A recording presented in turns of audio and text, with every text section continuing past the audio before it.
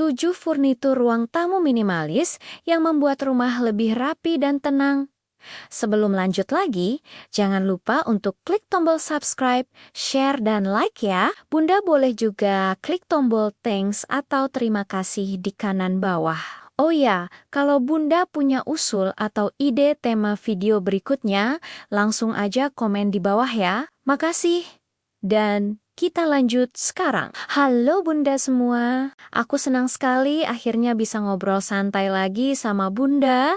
Bunda semua di sini. Anggap saja kita lagi duduk di ruang tamu sambil minum teh hangat, anak-anak lagi main, dan kita curhat tanpa takut dihakimi. Aku mau mulai dengan satu pertanyaan sederhana. Pernah nggak sih Bunda merasa rumah itu sebenarnya sudah dibersihkan, lantai sudah dipel, tapi kok rasanya tetap capek dan nggak tenang? Padahal secara logika, rumah harusnya bikin kita recharge energi, bukan malah bikin pengen rebahan sambil mikir hidup. Aku pernah banget di fase itu. Bangun pagi, beberes, siang berantakan lagi, sore capek, malam cuma bisa duduk sambil mikir, ini kenapa ya? Rumah nggak pernah terasa selesai. Dan lucunya, aku sempat nyalahin diri sendiri, ngerasa kurang rajin, kurang teratur, kurang disiplin. Sampai akhirnya aku sadar satu hal penting, masalahnya bukan di aku, tapi di furnitur yang aku pilih. Furnitur itu bukan cuma benda mati, tapi partner hidup sehari-hari. Kalau salah pilih, dia bikin kita kerja 2 kali lebih capek. Makanya di video ini, aku mau bahas 7 furnitur ruang tamu minimalis yang bukan cuma bikin rumah kelihatan rapi, tapi juga bikin hati lebih tenang. Aku akan ceritakan dengan contoh nyata yang sering banget kejadian di rumah kita sehari-hari. Kita mulai dari yang pertama. Sofa dengan kaki terbuka. Ini kelihatannya sepele, tapi sumpah efeknya kerasa banget. Aku dulu punya sofa yang nempel langsung ke lantai. Kelihatannya empuk dan kokoh. Tapi tiap kali bersih-bersih rasanya kayak angkat beban hidup. Debu gampang ngumpet di bawah, sapu nggak bisa masuk, dan akhirnya aku cuma bisa pura-pura nggak lihat. Setelah ganti sofa berkaki, suasananya beda. Ruang tamu terasa lebih lega karena mata kita bisa melihat lantai sampai ke bawah sofa. Secara psikologis, otak kita merasa ruangnya bernafas. Dan yang paling Bunda sukai, bersih-bersih jadi lebih cepat dan gak bikin emosi naik duluan. Yang kedua, meja tamu kecil dengan desain sederhana. Ini penting banget buat Bunda yang sering merasa meja tamu itu kayak magnet barang. Aku dulu punya meja tamu besar, awalnya senang. Bisa taruh banyak barang, tapi justru karena bisa banyak, akhirnya semua ditaruh di situ. Remote, charger, dompet, kunci, tas kecil, bahkan kertas tagihan yang katanya nanti diberesin. Meja kecil ngajarin kita buat lebih sadar. Karena tempatnya terbatas, kita otomatis mikir, ini perlu di sini atau enggak? Dan anehnya, rumah jadi lebih rapi bukan karena kita berubah jadi super rajin, tapi karena furniturnya membatasi kekacauan. Yang ketiga, rak dinding atau ambalan sederhana. Ini favorit aku dan banyak Bunda yang sudah coba. Coba deh, Bunda bayangin. Barang-barang kecil yang tadinya di lantai atau di meja, dinaikkan ke dinding. Lantai langsung terasa lebih lapang. Dan setiap kali lantai kelihatan luas, hati ikut lebih tenang. Rak dinding itu seperti bilang ke kita, rumah ini masih punya ruang. Hidup ini masih ada napas. Dan buat Bunda yang capek, lihat rumah berantakan tapi nggak punya energi ekstra, rak dinding itu solusi yang realistis. Yang keempat, lemari penyimpanan tertutup. Ini jujur ya, sangat menyelamatkan mental ibu rumah tangga. Hidup kita itu rame. Ada barang anak, barang suami, barang kita sendiri. Kalau semuanya dipajang, otak kita nggak pernah istirahat. Lemari tertutup itu bukan berarti nggak estetik. Justru dia membantu menyembunyikan kekacauan visual tanpa harus kita jadi perfeksionis. Barang masuk, pintu ditutup, dan kita bisa bernapas lagi. Yang kelima, kursi tambahan yang ringan dan mudah dipindah.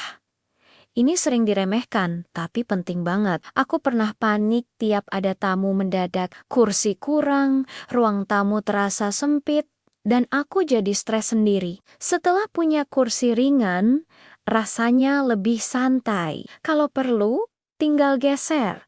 Kalau nggak perlu, bisa disimpan. Fleksibilitas. Itu bikin hati lebih tenang. Kita nggak merasa rumah harus selalu sempurna setiap saat. Yang keenam, karpet polos dengan warna netral. Ini kelihatannya sepele, tapi jujur saja, efeknya ke suasana rumah itu dalam banget.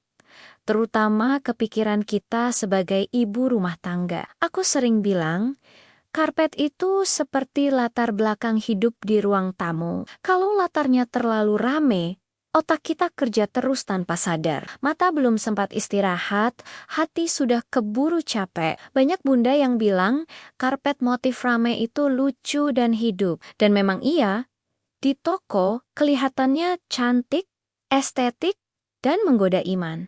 Tapi masalahnya, rumah bukan showroom. Rumah itu tempat kita hidup setiap hari.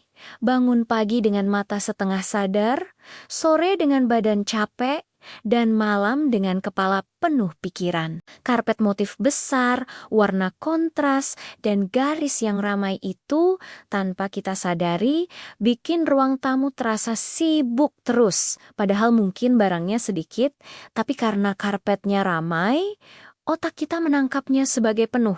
Akhirnya muncul rasa nggak tenang, gelisah, dan pengen beberes terus, tapi nggak tahu harus mulai dari mana. Beda ceritanya kalau kita pakai karpet polos warna netral. Warna seperti krem, abu muda, coklat lembut, atau beige itu kerja diam-diam tapi ampuh. Mata kita bisa beristirahat. Ruang tamu terasa lebih luas, lebih hangat, dan lebih kalem. Aku pernah ngalamin sendiri. Waktu ganti karpet motif rame ke karpet polos, rumahnya nggak berubah ukuran. Furniturnya sama, tapi rasanya beda. Duduk di ruang tamu jadi lebih betah. Ngobrol sama anak lebih fokus, bahkan minum teh sore rasanya lebih nikmat. Padahal, tehnya sama saja. Celupannya juga nggak nambah. Karpet polos itu juga lebih memaafkan kehidupan nyata. Kalau ada mainan anak nyasar, kalau ada remah makanan jatuh, atau tas tamu ditaruh sembarangan, semuanya nggak kelihatan terlalu berisik secara visual. Rumah tetap terlihat tenang, walaupun hidup di dalamnya aktif. Buat bunda yang sering merasa bersalah karena rumah nggak selalu rapi, karpet polos itu seperti pelukan halus. Dia bilang, "Nggak apa-apa, rumah ini hidup, bukan museum. Selama nyaman dan bersih secukupnya, itu sudah lebih dari cukup." Secara psikologis, warna netral itu membantu menurunkan ketegangan, emosi lebih stabil, kepala lebih ringan, dan ini penting. Karena ruang tamu sering jadi tempat kita menerima energi dari luar, baik tamu, keluarga, maupun cerita hidup orang lain. Karpet polos juga bikin furnitur lain jadi lebih menonjol tanpa harus bersaing. Sofa kelihatan lebih rapi. Meja tamu terasa lebih ringan, dan keseluruhan ruangan jadi punya napas. Jadi kalau bunda ingin satu perubahan kecil, tapi dampaknya besar, karpet polos warna netral itu pilihan yang sangat realistis. Bukan cuma soal estetika, tapi soal menjaga kewarasan kita sehari-hari. Karena rumah yang tenang bukan berarti sunyi, tapi tidak berteriak minta diperhatikan. Dan yang ketujuh, meja serbaguna dengan ruang simpan di dalamnya. Ini furnitur yang paham realita hidup ibu rumah tangga. Kadang kita cuma butuh rumah kelihatan rapi dulu. Bukan berarti hidup beres, tapi setidaknya mata dan hati tenang dulu. Meja serbaguna itu seperti sahabat yang bilang, "Nggak apa-apa, masukin dulu, nanti beresin pelan-pelan." Bunda, rumah yang rapi dan tenang itu bukan soal rumah besar atau furnitur mahal, tapi soal memilih furnitur yang membantu kita hidup.